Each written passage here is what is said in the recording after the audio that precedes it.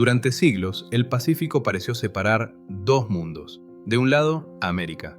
Del otro, la Polinesia. Entre ambos, miles de kilómetros de océano abierto. Pero hay algo que no encaja. Antes de la llegada europea, una planta americana ya estaba creciendo en islas polinesias.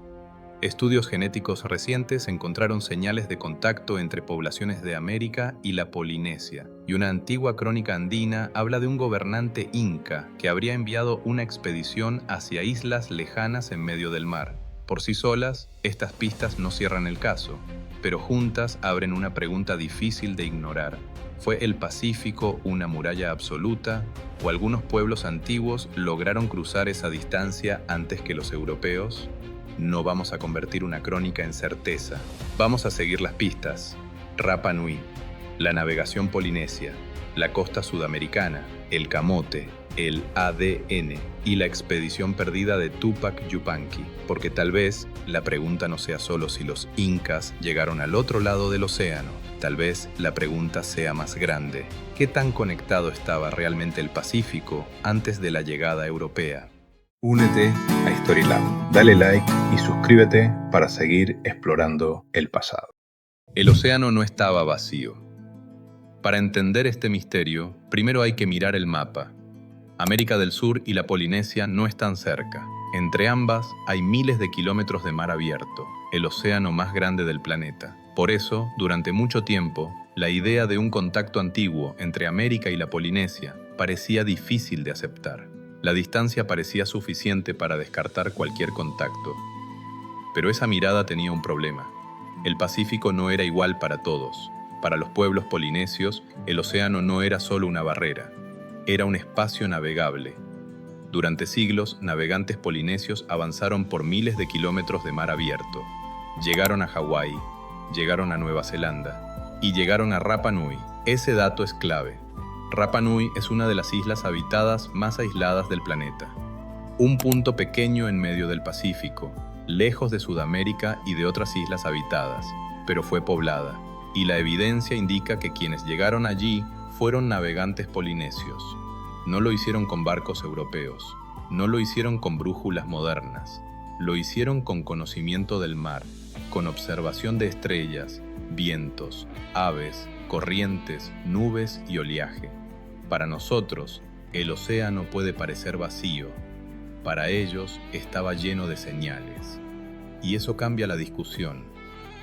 Porque si los polinesios pudieron llegar hasta Rapa Nui, entonces el Pacífico no era una muralla imposible, era una barrera enorme, pero navegable. La pregunta, entonces, deja de ser si alguien podía cruzar grandes distancias antes de los europeos. Eso ya había ocurrido. La pregunta es otra. ¿Pudo ese mundo oceánico llegar también hasta América? Durante mucho tiempo, esa posibilidad pareció demasiado arriesgada. Pero después aparecieron pistas difíciles de ignorar. Una planta americana en Polinesia, señales genéticas de contacto con América, y una crónica inca que hablaba de islas lejanas en medio del mar. Pero antes de llegar a esas pistas, falta mirar la otra orilla, porque América del Sur tampoco terminaba en la cordillera. También tenía costa, y esa costa tenía su propia historia de navegación. La costa navegante. América del Sur no terminaba en la cordillera, también tenía una costa activa. En Ecuador y el norte del Perú existieron pueblos acostumbrados a vivir frente al Pacífico. Pescaban, comerciaban, transportaban productos y navegaban mucho antes de la llegada europea. Ese mundo costero estaba conectado con los Andes. Por el mar circulaban alimentos, objetos rituales y bienes valiosos. Uno de los ejemplos más importantes fue el Spondylus, una concha marina muy apreciada en distintas sociedades andinas.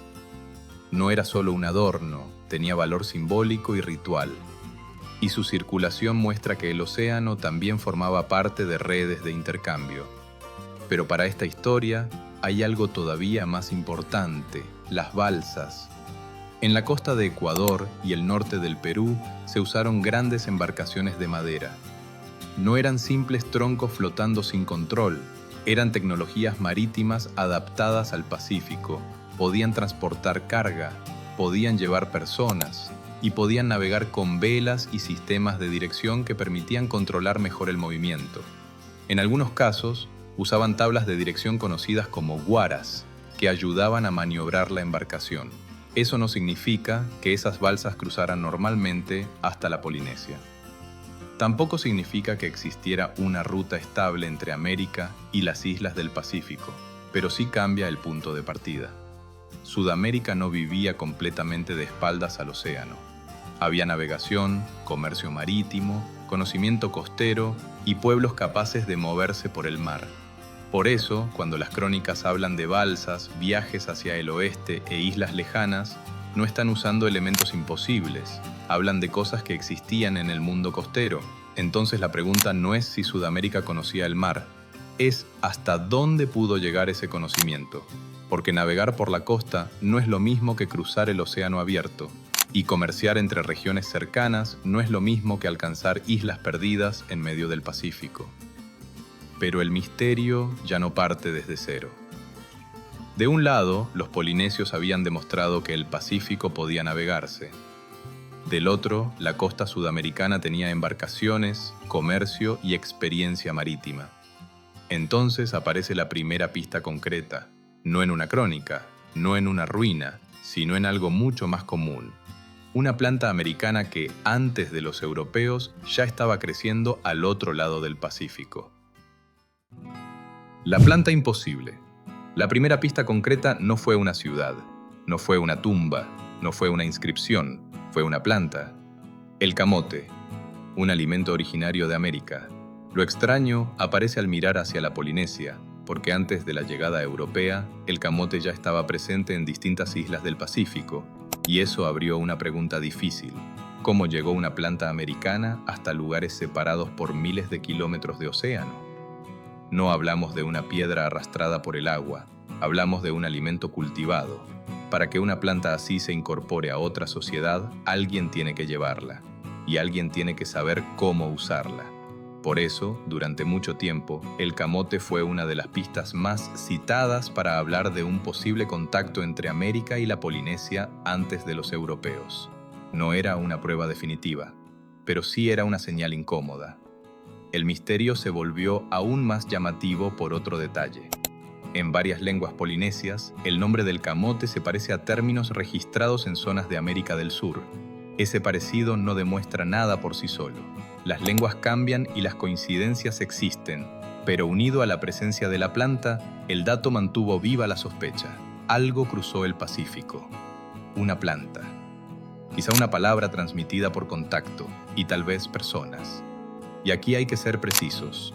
El camote no prueba que los incas llegaron a la Polinesia, no prueba que Tupac Yupanqui cruzó el océano, pero sí debilitó una idea que parecía segura, que América y la Polinesia habían estado completamente separadas.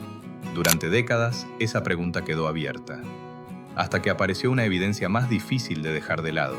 Ya no estaba en una planta, estaba en el ADN. El ADN oculto. Durante mucho tiempo, el camote mantuvo viva la sospecha. Era una pista extraña, pero discutida. Habría preguntas, pero no cerraba el caso. Después apareció el ADN. Y ahí el debate cambió. Estudios genéticos recientes empezaron a encontrar señales de ascendencia nativoamericana en poblaciones polinesias. Eso ya no hablaba solo de una planta. Hablaba de personas y de una huella humana marcada en poblaciones del Pacífico. Uno de los estudios más importantes analizó genomas de personas de distintas islas polinesias y de grupos indígenas de la costa pacífica americana. Los investigadores encontraron señales compatibles con contacto entre América y la Polinesia antes de la llegada europea, y ubicaron ese contacto varios siglos antes de Colón. Ese dato no responde todo, pero cambia la pregunta. Durante mucho tiempo se preguntó si el contacto era posible. Después del ADN, la pregunta se volvió más precisa. Si el contacto ocurrió, ¿quién cruzó? ¿Fueron navegantes polinesios que llegaron hasta América y regresaron? ¿Fueron personas de la costa sudamericana que alcanzaron alguna isla del Pacífico? ¿Hubo un encuentro breve, pequeño, difícil de rastrear? Todavía no hay una respuesta definitiva, pero la idea de dos mundos completamente aislados quedó más débil. Y aquí, Rapa Nui vuelve al centro. Los estudios sobre antiguos habitantes Rapa Nui muestran una población principalmente polinesia. Eso confirma que la isla fue poblada desde el mundo oceánico. Pero también detectan una señal de ascendencia nativo-americana. Y lo más importante es que esa mezcla habría ocurrido antes de la llegada europea a la isla. Ese punto es clave, porque impide explicar todo como resultado de contactos posteriores a los europeos. La señal apunta a un encuentro más antiguo, un contacto ocurrido cuando el Pacífico todavía era recorrido por navegantes sin mapas occidentales, sin barcos europeos y sin tecnología moderna. Ahora bien, el ADN no prueba una expedición inca, no prueba que Tupac Yupanqui llegó a Rapa Nui, no prueba una ruta imperial por el océano, pero sí indica algo importante: la separación no fue absoluta. En algún momento, de alguna forma, hubo contacto entre América y la Polinesia. Tal vez fue un contacto breve o varios encuentros pequeños.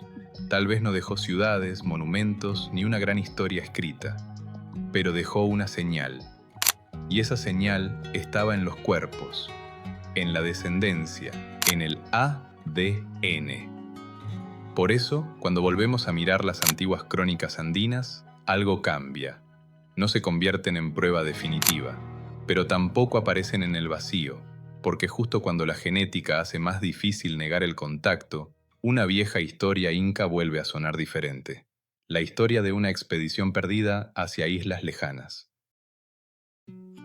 La expedición perdida. Y aquí entra la historia más conocida de este misterio. Una crónica andina habla de un viaje hacia islas lejanas, y el protagonista era Tupac Yupanqui, uno de los grandes gobernantes asociados a la expansión del Tahuantinsuyo.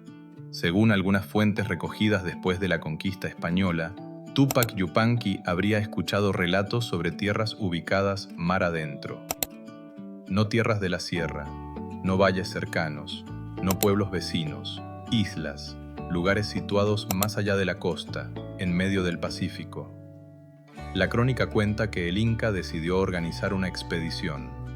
No una caminata imperial, no una marcha por los Andes, una expedición marítima, balsas, navegantes, tripulantes, recursos y un viaje hacia el oeste. Las fuentes mencionan nombres como Abachumbi y Ninachumbi, islas misteriosas que, hasta hoy, no han podido identificarse con seguridad. Según el relato, la expedición habría regresado después de varios meses y habría vuelto con señales de esas tierras lejanas.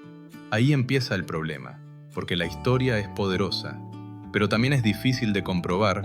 No sabemos qué eran realmente Abachumbi y Ninachumbi. Algunos han pensado en las Galápagos, otros han propuesto islas más alejadas del Pacífico, otros han querido conectar el relato con la Polinesia, pero ninguna de esas posibilidades puede afirmarse como certeza. La crónica no prueba que los incas llegaron a Rapa Nui, no prueba que Tupac Yupanqui cruzó hasta la Polinesia, no prueba una ruta imperial por el océano, pero tampoco aparece en el vacío. La crónica habla de balsas, navegación, islas lejanas y un viaje difícil. Y esos elementos no eran imposibles dentro del contexto que venimos siguiendo. Las balsas existían, la costa sudamericana tenía tradición marítima. El Pacífico había sido navegado por pueblos capaces de alcanzar lugares extremos como Rapa Nui. Y hoy sabemos que antes de los europeos hubo algún tipo de contacto entre América y la Polinesia. Entonces la crónica no resuelve el misterio, pero cambia de peso. Ya no es solo una historia extraña sobre un inca mirando al mar, es una pieza que entra en una discusión más grande. ¿Pudo conservar el recuerdo deformado de un viaje real?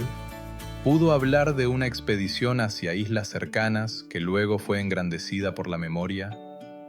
¿Pudo mezclar relatos costeros antiguos con la figura de un gobernante poderoso? No lo sabemos, pero esa incertidumbre es justamente lo que hace interesante el tema. Porque incluso si Tupac Yupanqui nunca llegó a la Polinesia, la crónica muestra algo importante. El mundo andino también imaginó el mar como una posibilidad, no solo como un límite, Tal vez fue política, memoria, exageración o un viaje real hacia islas que todavía no podemos identificar. Pero después del camote, después del ADN y después de Rapa Nui, la pregunta ya no suena igual. No podemos afirmar que los incas cruzaron el Pacífico hasta la Polinesia, pero tampoco podemos mirar el océano antiguo como una separación absoluta. Y ahí queda la pregunta final. ¿Qué sabemos realmente? ¿Qué podemos sospechar? ¿Y qué parte de esta historia sigue abierta? La frontera abierta. Entonces, ¿qué podemos afirmar sin exagerar? No podemos decir que los incas colonizaron la Polinesia. No podemos decir que Tupac Yupanqui llegó a Rapa Nui. Y no podemos asegurar que existió una ruta permanente entre los Andes y Oceanía. La evidencia no permite llegar tan lejos, pero sí deja algo claro. El Pacífico preeuropeo no parece haber sido una separación tan simple como antes se pensaba. Los polinesios demostraron que podían navegar distancias enormes. La costa sudamericana tenía balsas, comercio y conocimiento marítimo. El camote abrió una pregunta difícil, y el ADN hizo que esa pregunta fuera mucho más seria. No sabemos quién cruzó primero, tampoco cuántas veces ocurrió. Pudo ser un viaje polinesio hacia América, un contacto desde la costa sudamericana o una historia de pequeños encuentros difíciles de rastrear. También queda abierta la pregunta de si la expedición de Tupac Yupanqui fue un viaje real, una memoria deformada o un relato político engrandecido con el tiempo. Pero después de revisar las pistas, una cosa queda clara. La idea de dos mundos completamente aislados ya no alcanza para explicar todo. Y eso es lo más interesante, porque la historia no siempre cambia cuando aparece una respuesta definitiva. A veces cambia cuando una pregunta antigua deja de parecer imposible. Si este tema te hizo mirar el Pacífico de otra manera, déjame tu opinión en los comentarios. ¿Quién crees que cruzó primero? ¿Los navegantes polinesios? ¿Los pueblos de la costa sudamericana? ¿O todavía falta evidencia para saberlo? Y si te interesa la historia de América antes de los europeos, suscríbete a Storylab. Aquí seguimos explorando las rutas, los misterios y las conexiones que muchas veces quedaron fuera de la historia tradicional. Durante siglos, el Pacífico fue visto como una muralla, pero quizá también fue una frontera navegable, difícil, peligrosa y enorme, pero no imposible. Esto fue Storylab. Gracias por acompañarnos. Nos vemos en el próximo.